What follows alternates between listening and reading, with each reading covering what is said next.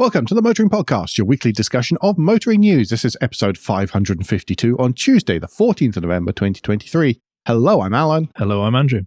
And in a week where we're glad we haven't annoyed the unions of Sweden, we'll be looking for someone who likes to drive really fast in a straight line.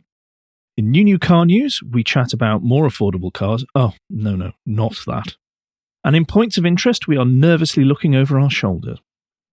But first, we have two pieces of follow-up. Mm-hmm. The first is that Renault has now officially founded AMPERE that we talked about, early last year, was it? Felt like it. It feels like at least 6 months ago anyway. Yeah, and this is the dedicated EV division of Renault. Now, at the time, there was talks about it going to IPO, but that doesn't seem to be happening at the moment. That's gone all very quiet on that front. No. But they have now consolidated something like 11,000 people. They're in 4 industrial plants in France.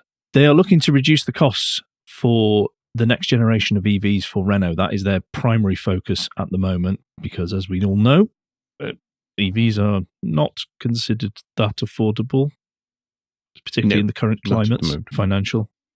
They're going to get investment from Nissan, who are pumping in 600 million euros. Mitsubishi are also going to add 200 million euros. But Nissan gets someone on the board from there. Seems quite an expensive price for a seat, 600 million. But there we go.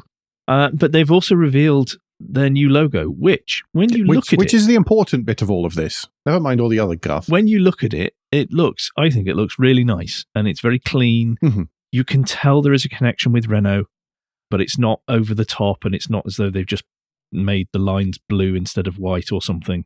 So there is a refreshing lack of blue in the logo. Yes. But we also get told what the logo means.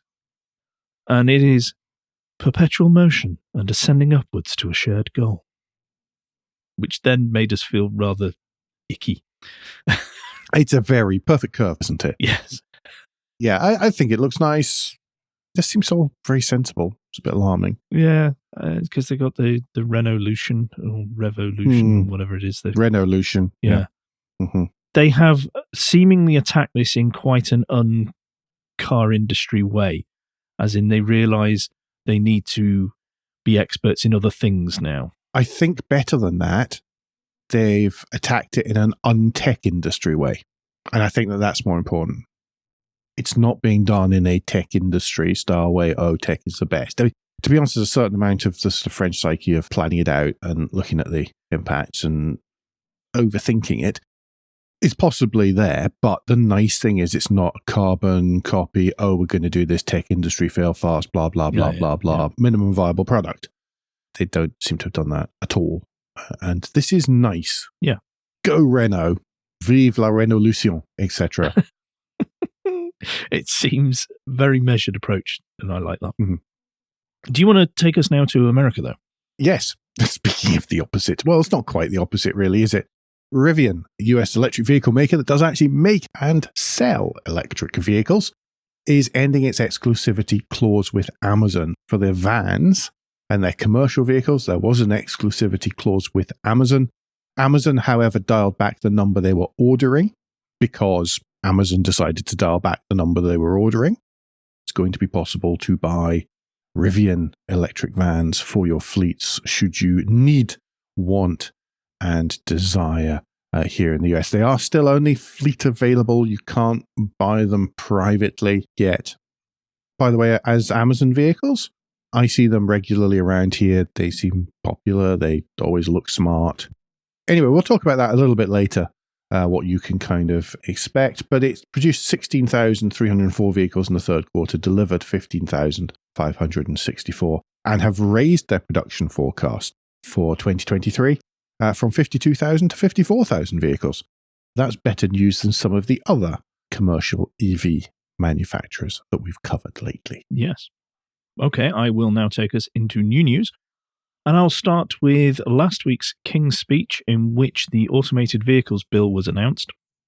And we've touched on this several times in the last few years because it was going through consultation. The Law Commission came in and did a lot of work for the legal and insurance side of things. Can I just chime in quickly and point out that it's not the king who writes the speech? No, the Americans seem to have missed up on that one. UK as well. It's like, well, the king said this. It's just, but he didn't write the speech. Yes, but he gave the speech. He's really Parliament that writes it and politicians that write the speech. He just mouths it. Yes. He is the presenter. Yes, exactly. The writers are elsewhere. It's just worth mentioning that because there is always so much King, even the first paragraph of this thing, King Charles III has said, and it's yes, he has said, you're quite right, but they weren't necessarily his words. Yeah. Just to make it different that the king is not insisting on everything being autonomous yet. Yep. This is all about the various aspects that will go to making up what is going to be called, probably, most likely, the Automated Vehicles Bill. So it talks about the legal framework that's required, i.e. Who is going to be responsible at what times and under what conditions. By the way, in defense of the UK government, I don't say that kind of thing very often. There's far more constraint around some of these things than in most other places. Yes, absolutely. Constraint, control, and legislation. So that is a good thing. I mean, the week that came out, there was still the fallout from Cruise's incident, and still more details were being revealed of how it is alleged that they pushed envelopes as far as running safely were concerned. Yes. This is in place to try and help bring some confidence to those of us who are going to be on the road along with these vehicles, allegedly, and also try and make it as transparent as possible. The devil is going to be in the detail with this. There was lots of people getting very excited and saying it's wonderful, look at the future, it's going to be marvellous. I mean, we had the same old tropes wheeled out that it's going to be better for the environment. Nonsense.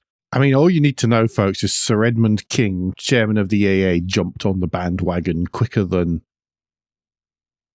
I don't know. A very quick thing. A very quick thing. I can't think of anything that's not extremely rude or demeaning right at the moment.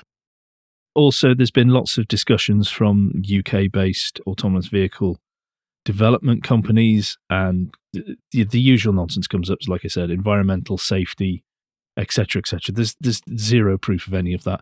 But was interesting to see that a few people did mention, and it's good to see that this was mentioned, the quality of our roads, not only in terms of the surface, but the markings and signage needs to dramatically increase if there's any hope of this tech working. People who've driven cars with lane keeping assist will get a hint of how difficult it will be for a computer to keep on the road if it can't detect the edge or the middle or whatever. Or it detects 7 middles as well. Similar thing, old markings that haven't been properly burnt off, that kind of stuff. That's a major challenge here. Yep.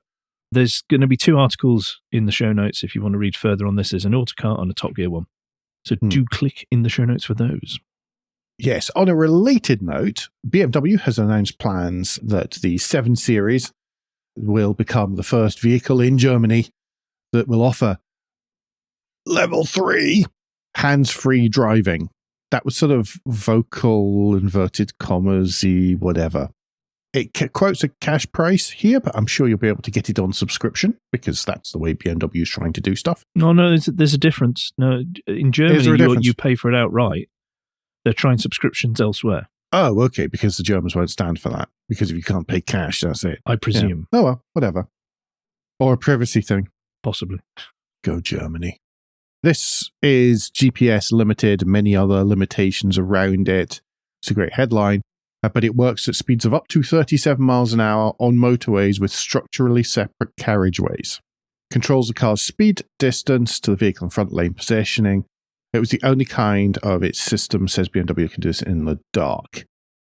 When it's activated, in other words, when you are sitting in a traffic jam, for that is the only time that this will work, BMW drivers will be able to stream videos in the car's main central screen and edit emails on the go. I can see Andrew looking down at his desk and shaking his head. I would be doing the same if I wasn't looking at the camera and speaking to the microphone. It's flawed. the trouble is, whenever the cloud traffic clears up in front of you, how far in advance does it know that?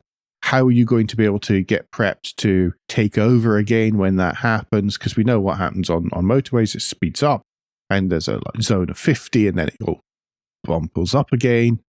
How will it deal with that kind of thing? How will it predict that that's going to happen? Well, let's see. That could be interesting.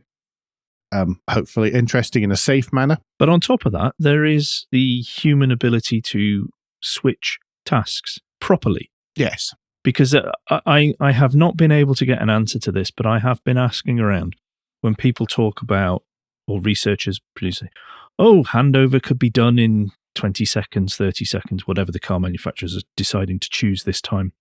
Is that handover to stop the car, or is that handover to then say, yeah, they're fully cognitive of everything that's going on and they drive perfectly normally from then on? Because there's studies that show just email, and you're interrupted with a phone call, takes minutes to get back into the same state. Yes, and it's very difficult to find answers to these questions. But they're being foisted onto public roads in vehicles. Yeah. They're also, BMW are also looking to introduce this in the UK, where they're going to call it level 2+.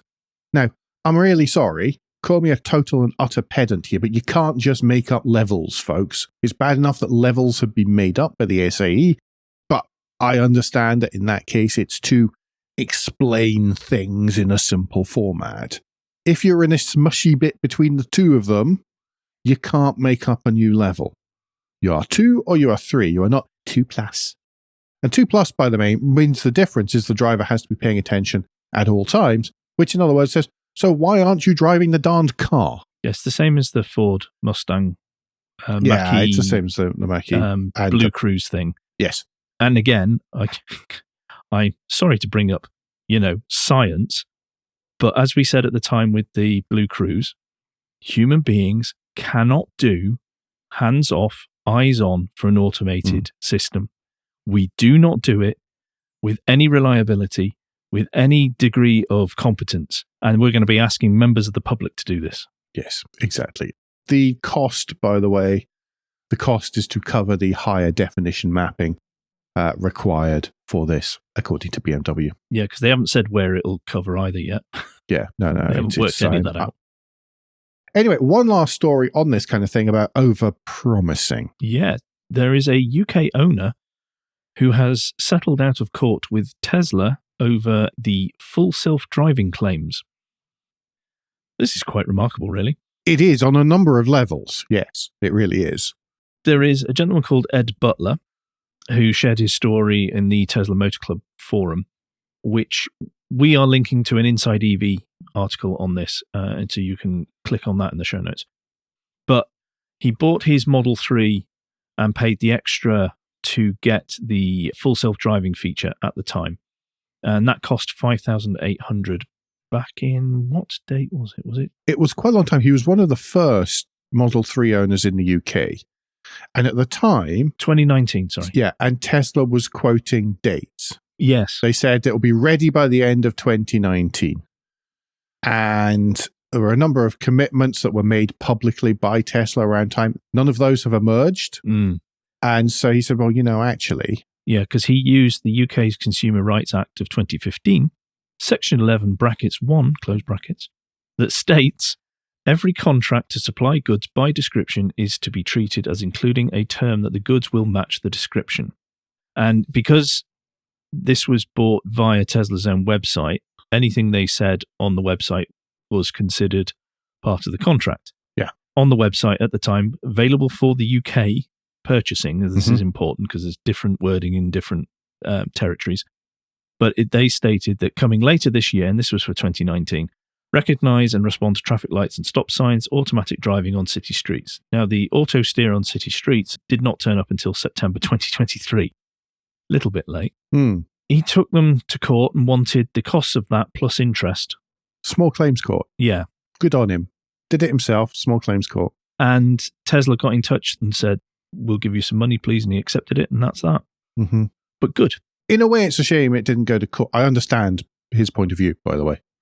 I'm not digging him. But if that had gone to court, that would have been precedent for everywhere else. no matter where. It's a cheap, in the nicest possible way, cheap way for Tesla to get out of it. I mean, Mr. Butler got his money plus his time and his costs. Mm-hmm. Good on him. Yeah. And it's quite interesting. And let's see what happens with the future of that. Because whilst it doesn't quite set a precedent, it's like a boar hair away from it. Yeah. But interestingly, and connected with the automated vehicles bill, and there's lots of connections in our early articles. I know. It's almost as though we planned it. Almost. One of the interesting things that comes from that automated vehicles bill is that it will be illegal to over-exaggerate or exaggerate the capabilities of a system, mm-hmm. which could potentially lead up to people from the company going to jail. Not just fines, but actually going to do time in chokey. Mm-hmm. And hopefully that makes some think a little bit. I think that maybe the more established manufacturers are less bad for over-exaggerating claims than perhaps some of the newer manufacturers. Yes. They haven't picked up that bad habit yet. No, not yet. Decontenting, yeah. Anyway, let's move on. A few short stories to zip through very quickly without too much analysis. Fingers crossed. Otherwise you'll be here all day. Aston Martin. Again, the ongoing and rather strange battle for control of Aston Martin and constant escalation of shareholding. But not really. It's like low level. Low level. It's just weird. We just don't understand this. So Saudi Arabia's public investment fund has raised its stake in the British luxury automaker by 2.6% to 20.5%. They are now back ahead of Geely chairman Shufu Li on the shareholders list. He controls 17%. Lawrence Stroll is just above 26%. So it's as if everyone's trying to, I don't know, edge up in a really quite strange manner. It's like the slowest race on earth. Nobody's suddenly going, right, here's 40%, bang, there, I've done it. You're out the game. Does somebody really want it, but for the lowest price possible? Are they trying to just stop other people having it? Yeah. It's very, very odd, but it's going on, and as a result, we're telling you about it. Yes. I'm going to take us to Edinburgh. Yeah, new laws, but no money. Yes. Edinburgh are going to be the first Scottish city to ban pavement parking outright. Now, in this article that is linked is the BBC News, and they do mention that already police can take action if a car or vehicle is an obstruction on pavements, and it is only illegal in London as it stands for the rest of the UK. There is already the legal ability to deal with this problem, but it is not being dealt with, looking at all the people who complain that it's happening. Is it something like 68% of 68% of Edinburgh residents support the proposals? The survey suggests. Sorry, I should point out that was the authority's own survey. Yeah. So, how many people that actually equated to them asking, who knows? As we keep pointing out on all when it comes to data, there is already the way to deal with this problem. It is clearly not being dealt with. How they're going to fix this is bring in a new specific law to not be dealt with. But it's all right because they're going to increase the number of parking wardens or whatever they're called this week and on the streets to deal with this, aren't they, Andrew? No. Apparently they've got enough already. Okay. All right. Fair enough. Well, Edinburgh, there you go. Obviously, we should not need to say this, but we will. Of course, you should not block a pavement. You should not force anyone to go into the road rather than use the designated area for their safety, which is a pavement. Yes. However, all the comments here talk about people being obstructed, and there's already the stuff in place. This is what frustrates me with this. There's this blanket ban because people have decided, oh, this person's obstructed. Well, just deal with the issue now. It's not that there isn't the way to deal with it. It just isn't being dealt with. That's the problem. Anyway, take us to Maine and something good, actually. Would have taken you there because I was there at the weekend. Last week, he says, double checking the date on this. Yeah. So last week, there were elections across the US. They were at a sort of local state and state level. But one of the things that they do in the US is at the same time, they have a number of referendums included in them. So you often see signs saying, vote no to question 4. You've no idea what question 4 is for, but you have to vote no for it. It's the important bit. One of the ones in the state of Maine was about auto repair rights. Question 4 was to ask if voters want auto manufacturers to enable owners and their preferred mechanics to access their car's diagnostic systems. Voters said yes by an 84% majority. Which is excellent. Which is quite impressive. So this is another march on the road towards the right to repair, which is kind of tramping its way across the US, much to the disgust of many manufacturers. It's a big issue here because, especially in somewhere like Maine, which is pretty remote, it is mostly trees. Yeah. It is the Norway of America. It is trees and sod all else. But very pretty. The more remote you are, the bigger an issue it is because you can't get the manufacturer-approved distributor, vendor, whatever, to come out and fix your ice cream maker. There's all sorts of issues like that. This has been very popular. Obviously, there are more and more people seeing that things should be repaired before they should be recycled repaired so they can be reused before they're recycled or whatever else. Yeah. Big deal over here. Yeah. Well, I'm going to stick with the US. Whereas that was good, this is not so good. But this mainly goes to show how fragmented the US is, particularly when it comes to privacy laws. A court in Washington has ruled that automakers... Sorry, clarity moment. That's Washington State on the West Coast, not Washington District of Columbia on the East Coast. Yes, apologies for that. Yeah, no, you're quite right to point that out. A federal judge in Washington State has declared that 4 auto manufacturers have not violated the privacy laws, which was brought in a class action lawsuit suggesting that the onboard infotainment systems recorded and had customers' private text messages and mobile phone call logs intercepted by the car companies and done with whatever they willed. Yes, it's not that the car companies, by the way, were reading them or anything like that. It's just they went into the infotainment system, it recorded them, and then it wouldn't let you do anything with them or get rid of them or any of these things. Yes. It's not that people were... the only thing that they would do was in the event of an accident, they would hand them all over to law enforcement. So it's not that the car companies were reading the text messages. We don't know that. When you tie that in with the Mozilla report that came out and what car companies want to do and want to infer, this is quite a... We sort of knew this, but what is interesting is... I'm sorry. On the other hand, mate, Honda, Toyota, Volkswagen and General Motors, there's no way they've got the ability to do that. And their infotainments all suck. If you read the Mozilla report, they all say they do access these things. Okay. I can see your point.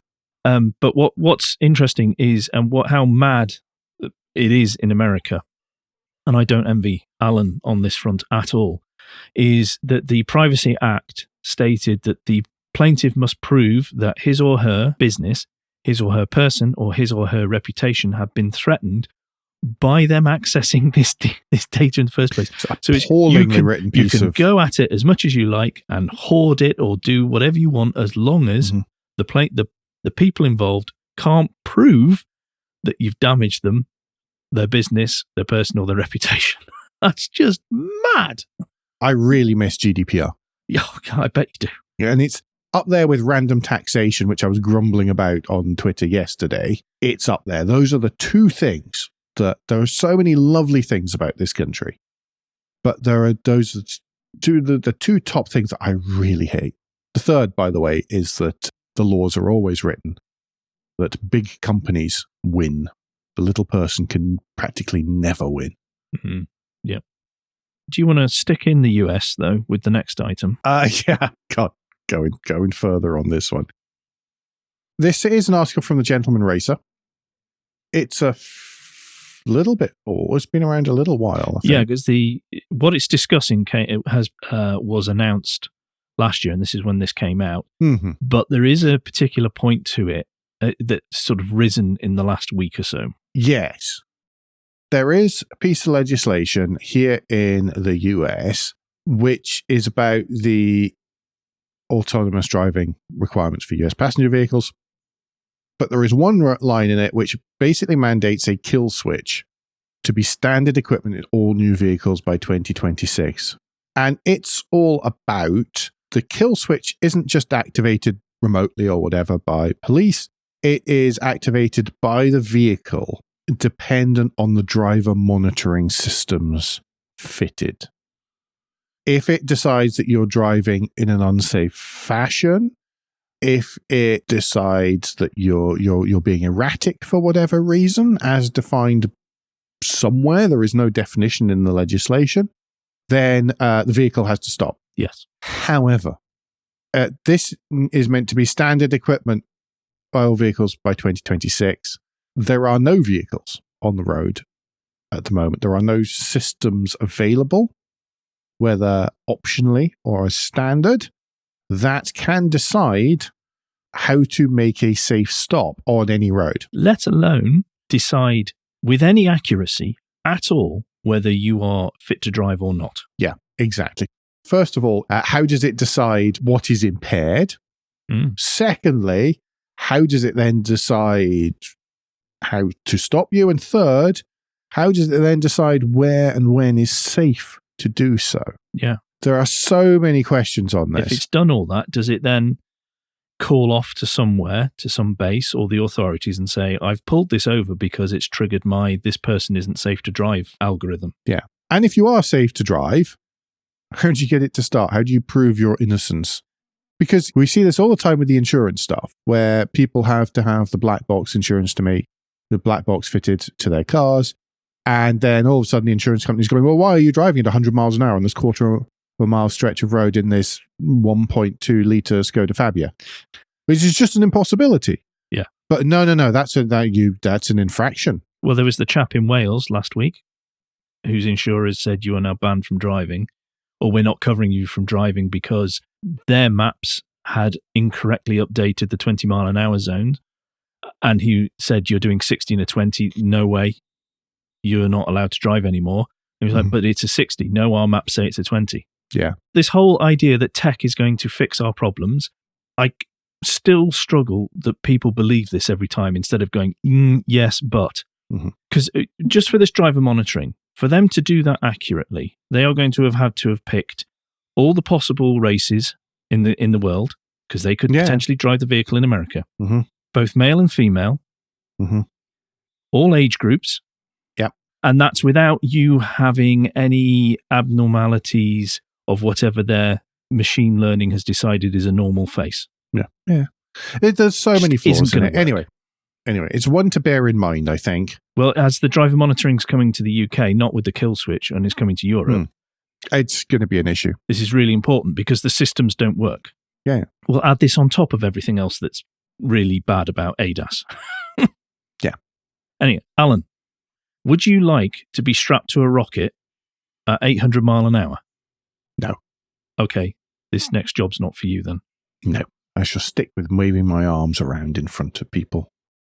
Nice to see Bloodhound back in the news again. It is being demothballed. But at the minute, they are back in a position to be able to show off the development of synthetic fuels and to be there and relevant and breaking land speed records, because breaking land speed records is kind of cool.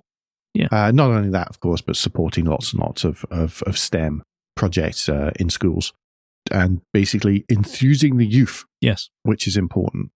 The idea is that the Eurofighter Typhoon engines that take it up to speed before the rocket kicks in, the idea is that they're going to run on specially formulated zero-emission synthetic fuel.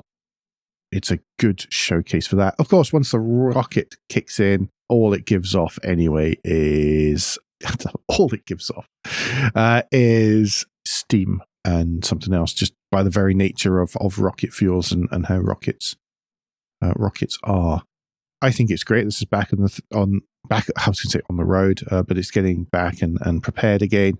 Obviously, Wing Commander Andy Green, who was meant to be driving it, he's stepping back a bit from that role. Although he's going to be there just in case, just in case there's some reason, you decide that 500 miles an hour is fast enough, he would still be prepared to take over, but he's going to be doing more of the fund driving and fundraising and more of the management type stuff rather than being the driver this time. Yep. It's good to see it's back. Yes. I'm going to take us to Scotland. And for some reason, this hasn't happened sooner, as we were discussing before we pressed record. But 4EV is going to be rolling out rapid chargers across 4 branches of Starbucks in Scotland. They've done Livingston and Dunfermline already. They're going to be ultra-rapid 150 kilowatt C-series chargers. So that will take apparently a typical EV, your environmental conditions allowing, from 20% to 80% charge in about 20 to 30 minutes. Mm-hmm. Good. More of this, as we say every time we see it, just more. Blairgowrie's not going to be quite as fast, but that says an awful lot more about Blairgowrie than it does about rapid chargers. I shall bow to your superior local knowledge on that one. Oh, we've done it, Alan. We've taken a long time, but we've made it through the first part. But yes, it was longer than expected because when we hoped we were going to be a little bit quicker, we took a bit longer. They needed to be explained. Right. But it's Guilt Minute, the quick break in the show where we ask for a tad of financial support to keep the lights on and the hosting running. If you feel the Motoring Podcast is worth a small consideration every month, then you become a patron. Different levels of patron include different levels of commitment from us to you, including being able to watch the show recorded live. We also have a small range of merchandise in our spring store, from stickers to mugs and t-shirts. If you don't have any spare cash, we do completely understand, then you can help us by following for free from a podcast player to receive every show as they're released, and by liking and rating the show in whatever way your podcast supplier lets you. If you've done all that, and some of you do so, thank you very much, then the last thing you can do is to recommend us to your friends or colleagues. Yes, thank you everybody who does. As I've taken us off track and made us so late, I will try and get us back on with starting new car news. And this is the Volvo EM90, which is their luxury MPV with a potential range of up to 458 miles. Think along the lines of the Lexus luxury MPV that we discussed. The LM. Yes, the LM we discussed a few months ago. It's that sort of idea where you're very much in an aircraft seat type thing. Lots of space, lots of toys, lots of comfort. If you're familiar with the Zeekr 009 MPV, then you could think about that because it's incredibly similar. Yes, very astonishingly similar, but with Volvo badges. Yes, primarily for the Chinese market. Obviously, again, those Far Eastern markets where this kind of luxury day van is really the ultimate luxury for carting your family around, generally driven by someone else. There's a lot to be said for these things. I think a great idea. I think this looks really smart. Like it. Yeah, it looks fine. It'd be interesting to know if there is a market for these things. Well, outside of the Far East? In a world of SUVs. Yeah, in a world of SUVs. Because these make a lot of sense. They're often smaller. They've actually often got a smaller footprint than most SUVs. And because you've got that height, it makes such a difference. Zero bonnet, all that kind of stuff.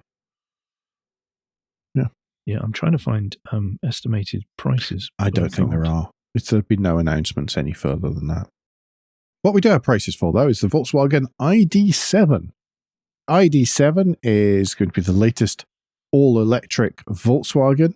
It is basically an electric Passat, so it is a saloon. Yes. It will also be available as an estate. Prices begin at £55,000, The Pro Launch Edition will come with 19-inch alloys, 15-inch infotainment system, and heated front seats as standard, as well as a free home wall charger and £750 in public charging credits. That's the only price that's been revealed so far. It's anticipated there'll be cheaper trim levels offered in the future. Now, I've got to say, I can go through all the battery specs, but it doesn't really matter too much to anyone, does it? 382-mile range-ish for the small pack, 435-ish miles for the larger pack, and the fastest model they're expecting 0 to 62 in 6 seconds. Great. But this really is very much Passat replacement. This is not an exciting thing to look at. I'm sure it's not going to be wonderfully exciting to drive either. But it will probably be incredibly competent at doing saloon car and estate car things. I imagine it'll be relatively popular with fleets as well, especially in this touring version. Yep. Yeah, lots of boot space, lots of space in the back. Their end lesson. Well, I'm going to stick with something that is very much of yesterday or now. Yesterday, really, because this is the brand new CLE Coupe from Mercedes-Benz, which is going to start at £46,605. That's very precise. Well, how they worked out the 5 at the end of that. And it is going to replace the C and E class coupes all in one vehicle. Mm-hmm. There will be 4 trim lines available, and do bear with us if these sound familiar, as in last week when we were discussing the E-Class estate, but the AMG Line Premium, AMG Line Premium Plus, and Premier Edition. Yeah, a variety of engines, trim levels. Including a diesel. Yes, that is a bit of a surprise. I think it looks nice. I think it looks really quite smart. It doesn't make me go, ooh, what have they done? No, the interior is a little bit special. It's just the same as every other. There's nothing. Yeah, no, I'm not really a fan. There's nothing massive to write home about. We're including this because it's a new internal combustion engine model, basically, and it's available with a diesel. And it looks nice. It looks gorgeous in blue. One of the lower down pictures is there with the cabriolet, and there's blue on there, and that blue looks fantastic. It's a nice looking thing, classical proportions, etc., etc., etc. Yeah, good. Click in the show notes to see what Autocar tells you more than we have done. Yes. We mentioned earlier on that Rivian have ended their exclusivity deal with Amazon. And I also promised that I'd tell you a bit more about what you can get. Well, there's a story on the Autopian, which starts to give a little bit more of an idea around specs and prices. It turns out the starting price for one of the Rivian vans is $83,000. Now, that's $5,000 more than Rivian's R1S SUV and a fair whack more than Ford's e-Transit. But it's a much bigger vehicle. It is 114.7 freedom inches from the roof to the ground. It is really tall. It is very easy for even tall people to stand up, move around in the back, get packages out. It is big. It is square. It also has a massive payload and a decent-sized battery, which doesn't impinge in anything. They're commenting here, this would be a fantastic, not only, obviously you can buy them by the fleet, they're all front-wheel drive, etc., and they're all modular in terms of length, so you get multiple different lengths. But it's saying what a great camper van this would make just because of how regular and square the back of it is. The challenge, of course, is the 250 to 300 miles of range. That may well be a challenge. Yeah, I'm looking at the front three-quarter picture, or whether it's taken from the front three-quarters, and that's all I could think of when I was looking at it. I was going, just sitting there thinking, that's great for a relatively smallish for the US, but normal, large-ish for the UK camper van. It's not an unreasonable size for a camper van in the UK at all. I could see that. It's still maybe a little wider than most vans, but about the width of a camper anyway.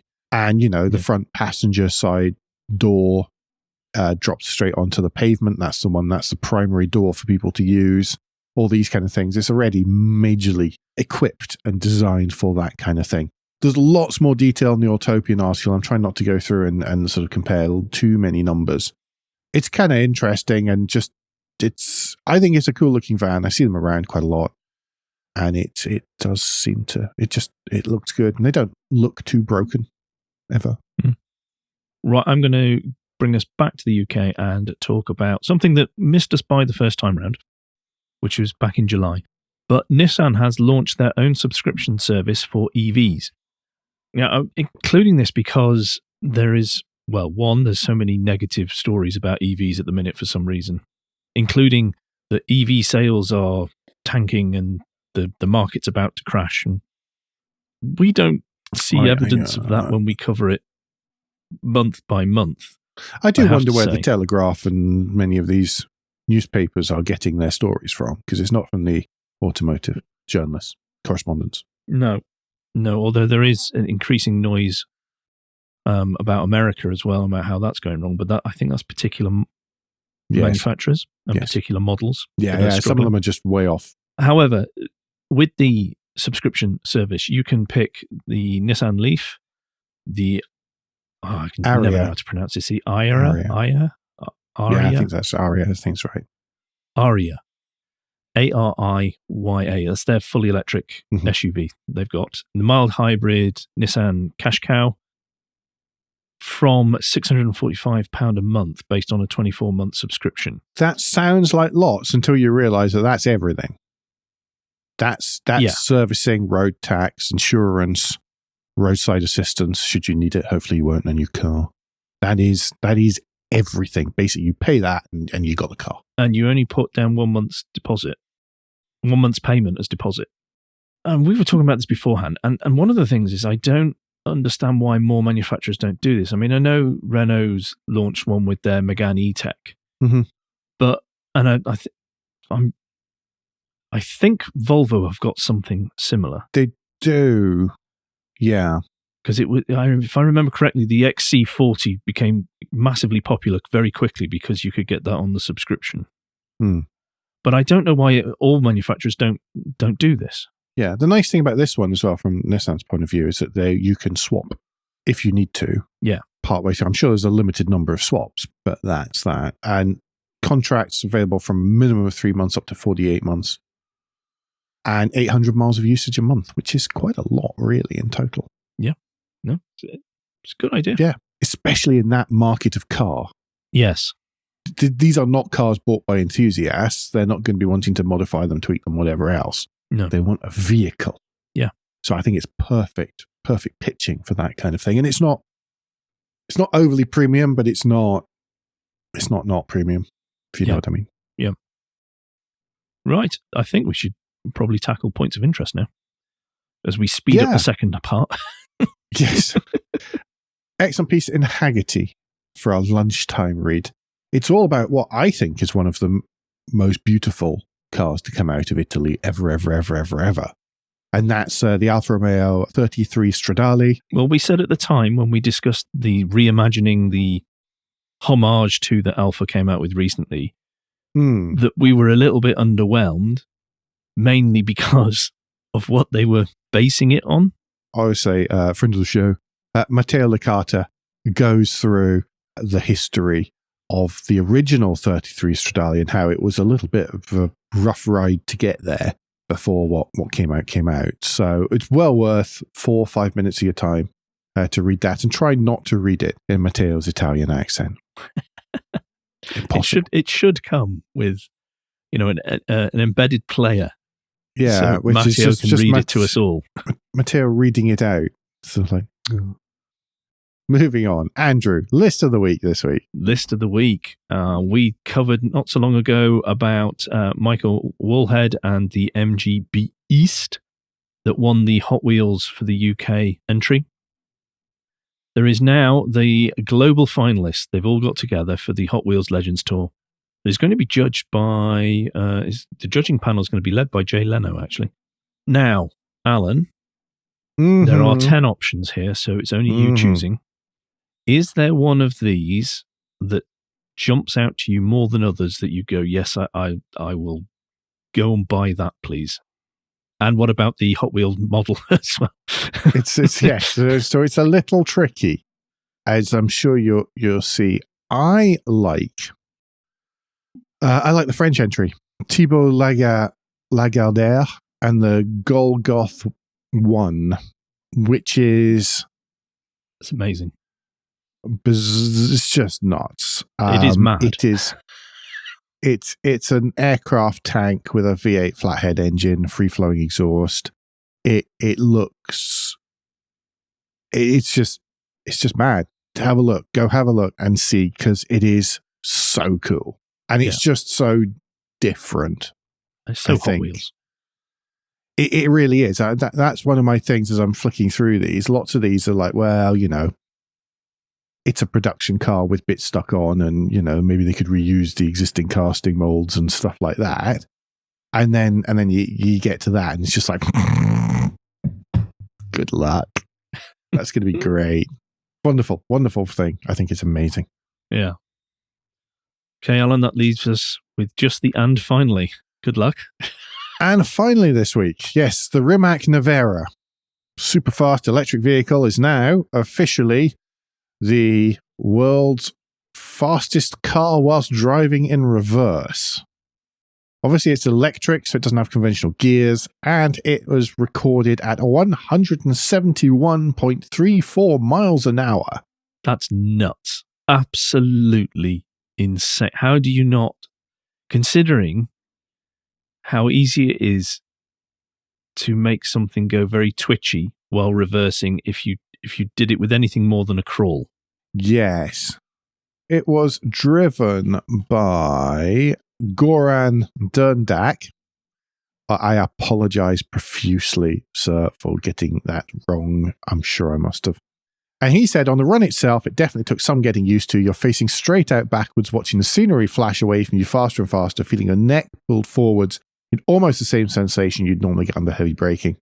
You're moving the steering wheel so gently, careful not to upset the balance, watching for your course and your braking point out of the rear view mirror, all while keeping an eye on the speed. I mean, credit to him.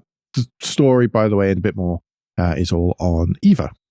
Link in the show notes, as always. Mad. Absolutely mad. I think, is that us for this week? I don't think there's any points of interest. Yep, that's us. There's nothing we've missed. So, folks, don't forget that between now and next week, you can give us any feedback, share your thoughts, the show at Motoring Podcast on Twitter and Instagram, on Facebook, and on the contact page of motoringpodcast.com, the hub of all our activities. Remember, you can support us financially via Patreon, and please leave a review and rating on Apple Podcasts or however your podcast app lets you do such a thing. Andrew, what's the best way to get in touch with you? The best way to get in touch with me is if you search for Crack Windscreen on Twitter or Mastodon, you'll find me there. And Alan, if people would like to get in touch with you personally, what's the best way for them to do that? Then either Twitter, Blue Sky, Mastodon, Instagram, any of the grown-up social media platforms. I can generally be hovering about on one of them at any time, I suppose. In all cases, I'm at AJP Bradley. That's BRADLEY. We'll be back before very long. But until then, I've been Alan Bradley. I've been Andrew Clues. And safe motoring.